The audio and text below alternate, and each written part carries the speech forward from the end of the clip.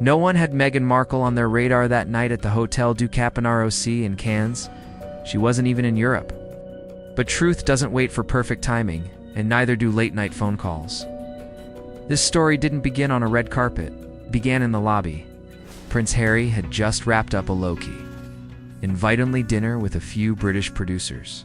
Quiet, intimate. Meghan was not listed among the attendees, but someone else was Cressida Bonas. Yes, that Cressida, the ex who's kept her dignity all these years, and yet had just been spotted boarding a private shuttle from Nice Airport to the hotel. Witnesses say Harry didn't freeze when she walked in. He stood. He hugged her, even said something that made her laugh. But here's where it turns. A staffer later claimed Meghan was on the phone with Harry during that very moment, and the call never ended. According to the insider, her line stayed connected. You could hear her quiet breathing, then silence. By the end of the night, 3 tabloids had already reached out to the Sussex media team, subtly asking about Cressida, Cannes, and Harry's travel. The replies denied everything. But 48 hours later, security camera footage told a different story. And just a heads up, fake tweets, retracted posts, and phony denials take hours to deconstruct. If you want us to keep revealing what others won't, hit that join button. We'll keep digging. 2 days after that strange dinner, something slipped under the radar. Not a headline, not a viral tweet, but a late-night upload to a private Telegram chat. The timestamp, 2:13 a.m., the username, a burner with a French flag in one phrase, "Raid your days." The clip itself lasted under 15 seconds, but it changed everything. Timestamp, 11:42 p.m. location. Service Corridor 3, an employee-only passage inside Eden Rock. The footage, Harry and Cressida, unaccompanied. No press, no staff, no one else. She touched his shoulder. He didn't pull away. She smiled. She leaned in. Not quite a kiss, but close enough to cause concern.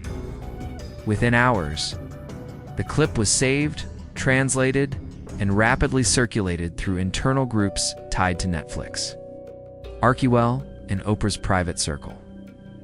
By 9 a.m., Meghan knew, and she didn't blow up. She went quiet. If you know Meghan, that's more serious. At 11:04 a.m., she made a private call to Oprah, not for advice, but for a favor. And the name she mentioned left even Oprah speechless. It wasn't Serena, not Ellen, not a crisis manager. Priyanka Chopra. Yes, the same Priyanka she allegedly ghosted years ago, bailing on wedding events, skipping appearances, and keeping her distance when Priyanka's reputation got messy. But this wasn't about friendship. This was about control. Because Nick Jonas, Priyanka's husband, had just been invited to an elite yacht gathering off the Cannes coast. And Cressida Bonas was confirmed to attend. According to a leaked WhatsApp screenshot, Meghan's message to Priyanka was blunt. I need eyes on her.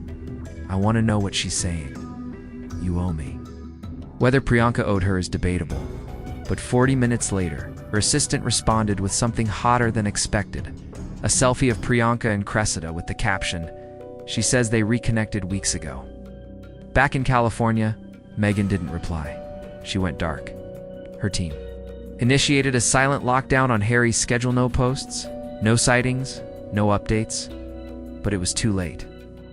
A Dior stylist in Cannes had already posted a casual Instagram story herself at La Crosette, tagged #Monarch Fashion Week and #Dior BTS. Seemingly innocent until a fan zoomed in the blurred background. 2 familiar figures, Prince Harry leaning on a balcony rail, Cressida beside him, barefoot, laughing. The post exploded. One sharp-tongued user captioned it, "Harry playing King of Cannes while Meghan writes her next women empowerment speech." It went viral fast. This time there was no stopping it. Back in Montecito, Meghan's team was furious. They contacted Dior. The stylist was pressured into deleting her story, but the screenshots had already gone global. And then the twist: someone from Harry's own security team leaked the location data embedded in the original photo. Insiders say that Gard had recently been pushed out for refusing to sign a new NDA. He was later seen near Meghan's gym, chatting with someone no one recognized. Meanwhile, Meghan went invisible. No press stunts, no pap walks, no stage leaks. Until she suddenly reappeared in Los Angeles the next day alone and without her ring. It wasn't subtle. Meghan Markle emerging at the Mayborn Beverly Hills in a long camel coat, slicked back hair, and most noticeably her left hand bare. TMZ captured the moment. Dumois posted it without context. Within hours, hashtag #RINGLESS Royals was trending. But according to Dumois, a source close to Meghan confirmed the ring was missing on purpose. The coat, the posture, the hand-in-pocket strut wasn't an accident. It was a silent declaration, and Meghan knew exactly what she was doing. But no one could have predicted what happened next. Because later that same evening, at a so-called private dinner inside San Vicente Bungalows, a phone call came through, loud enough to be overheard by not one but two separate guests. Each reported hearing something different. One said, Meghan whispered, "I told him if she comes near him again, we're finished." The other claimed it was harsher. Let him crawl back to his little blonde fantasime, taking it all. Either way, Meghan left early. And just half a day later, a cryptic tweet lit up an insider gossip feed. Legal teams activated. Prenup California statutes. This will be explosive. Was divorce on the table? Possibly. But Harry wasn't even in the US anymore. He'd been spotted alone miles away to luxury wellness retreat in Portugal. While Los Angeles buzzed about ringless sightings and solo outings, whole different drama was unfolding overseas. Prince Harry had slipped nearly off-grid. No team, no press plan, no scheduled meetings. Just a discreet check-in at Six Senses. Dora Valley, a high-end detox resort known for shielding A-listers. But even there, he wasn't out of reach. A freelance journalist tipped off anonymously waited outside. They finally snapped a distant photo, Harry alone by the pool, typing. On his phone, that photo never hit headlines because what came next overshadowed it completely. Somehow, and it's still unclear how, a voice message from Meghan herself leaked to a London podcast infamous for scandal. The audio was short, emotional, and raw. He said he needed space. I told him, fine, take all the space you want. But don't think I'll be here when you crawl back. I'm done playing second to a woman he left in 2014. Let him chase ghosts. I'm building something without him. The recording went viral in hours. Some called it bold. Others called it cold. But then came the knockout. A text message reportedly. From Harry, leaked to the Daily Mail. It was just one dinner. She's the one making it a battlefield. Archewell's PR team was now cornered. Their last option? Say nothing. But silence wasn't possible anymore. Meghan had been spotted leaving a high-level law office in Century City. It's a kind of place where celebrity splits get orchestrated. She was alone, and in that suite she reviewed a draft. A letter, not filed yet, but very real. It wasn't a legal filing. It read like a final statement. This marriage has become a script, and I'm no longer playing the role. Let the media say what they want. I know who I am. I will not share space with someone who chooses memories over family. How that draft leaked is still unknown. Some say a paralegal, others a bitter staffer. But within a day, nearly the exact wording showed up in a blind item on a notorious celeb site with a reputation for accuracy. Meanwhile, across the pond, Harry was in his own crisis meeting with his father. Sources near Clarence House say King Charles personally called Harry. It didn't go smoothly.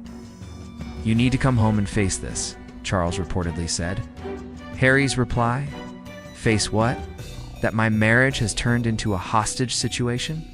The quote was loud enough to echo through palace halls, according to one source.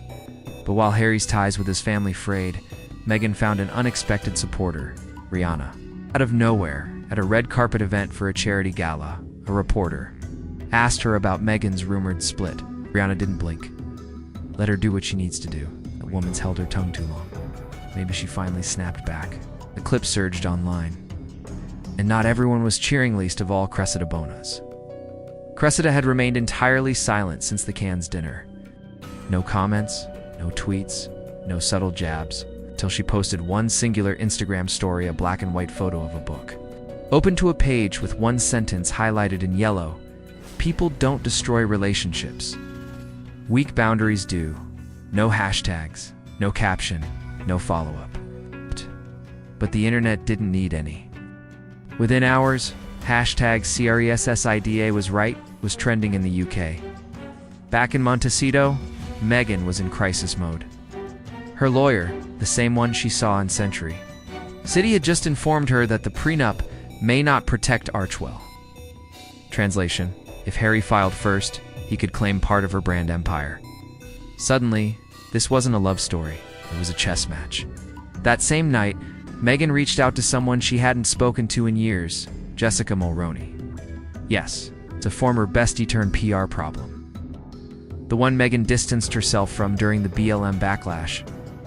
But Jessica still had access. Page 6. Vanity Fair, even the Mail on Sunday. If Meghan needed to launch something nuclear, Jessica had the playbook. Jessica moved fast. Within 2 days of reconnecting, an anonymous insider tipped Page 6 with a quote that set the internet on fire. Harry's been mentally out of the marriage for over a year. Meghan stayed for the kids, but she's ready to walk in. She's not scared to do it alone. The tone, ice cold. The message clear, but here's the twist. Meghan didn't authorize it. And when she woke up to the headline inside Meghan's plans to rebrand without Harry, everything blew up when a source inside Archewell let slip a haunting remark. I told her to shape the story, not set the whole marriage on fire. Jessica was swiftly pushed out again, but the ripple effect had already begun. That same day, Prince Harry unexpectedly broke his silence without a single teaser or press alert. He showed up in Berlin for a mental health summit. Clean-cut, tailored suit, calm demeanor. Mid-panel, he said, just one sentence that echoed louder than any headline. Sometimes keeping your peace means walking away from the person who claims to know your soul best. No names, no blame. But no one needed a hint to connect the dots. It marked Harry's first real acknowledgement of the split, and oddly, it earned him unexpected sympathy. Even notoriously harsh British tabloids started to shift their stance. Public judgment lifted from his shoulders and instead turned to wonder what exactly had gone down behind those gilded California gates. Meghan, meanwhile, kept her silence until she didn't. What she did next blindsided even her closest confidants, exactly 2 weeks after Harry's Berlin statement. A blunt press announcement made its way across Hollywood. Inboxes at 8:43 a.m. Pacific. Archewell Productions to part ways. With creative head Prince Harry amid strategic realignment. Translation: she let him go from the brand they co-created.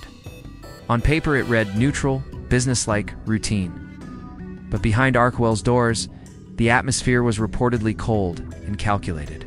No emotion, no explanation, it's just a memo and security. Waiting in the lobby when he came to collect his things, one former employee revealed. To make matters worse, the announcement hit just hours before Harry was due to speak at a veterans charity gala in New York. That's where the unraveling became visible. Harry took the stage, managed 2 lines of his speech, then paused. He glanced off stage, blinked twice, and leaned into the mic and said, "You hold on to a dream for so long, you don't realize it's become your prison." Then he exited. The crowd froze. Reporters scrambled. Social media erupted. Hashtag CagePrince trended globally for 14 hours. And just when it felt like the final act had played, a twist arrived no one predicted. Crescent Bonus posted a photo set. Golden sunset, a wine glass. And the third image nearly hidden a blurry figure standing barefoot at the ocean's edge. The caption: "Sometimes we find our way back to the ones who knew us before we were." Headlines, no tags, no confirmations. But the message was loud and clear. Meghan had kept the throne.